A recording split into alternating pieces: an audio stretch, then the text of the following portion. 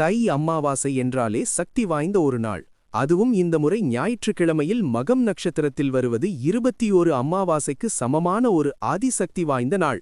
இது மாசி மாதத்தில் வரும் மகம் நட்சத்திரத்தையைப் போல விசேஷமானது. இது முன்னோர்களின் ஆசியை பெறவும் கர்ம வினைகளை நீக்கும் ஒரு நாள். உத்தராயண காலத்தில் வரும் முதல் அமாவாசை இது. அதனால் இந்த தானங்களை மற்றும் கட்டாயம் தை அமாவாசை நாளில் கொடுக்க தவறவிடாதீர்கள். உங்களுக்கு முருகன் பிடிக்கும் என்றால் ஓம் முருகா என்று கூறி சேனலை சப்ஸ்கிரைப் அண்ட் லைக் செய்து கொள்ளுங்கள். யாராவது ஒருவர் இல்லை 3 பேருக்கு காய்கறி உணவு பழங்கள் தானமாக கொடுத்தால் வீட்டில் உணவு குறையில்லாமல் இருப்பீர்கள். பித்ரு தோஷம் நீங்கும். கருப்பு எள் மற்றும் அரிசியை சேர்த்து ஒன்றாக தானம் கொடுக்கலாம். இதனால் பித்ருக்கள் திருப்தியடைவார்கள். உங்கள் வீட்டில் நீண்ட நாட்களாக இருந்த தடைகளும் நீங்கும். பசுவிற்கு தீவனம் கொடுக்கலாம். இல்லாதவர்களுக்கு உடைகளை தானமாக கொடுக்கலாம். ஆனால் பயன்படுத்திய உடைகளை தானம் செய்யக்கூடாது. இவை முடியாதவர்கள் உங்களால் முடிந்த பணத்தை தானமாக கொடுக்கலாம்.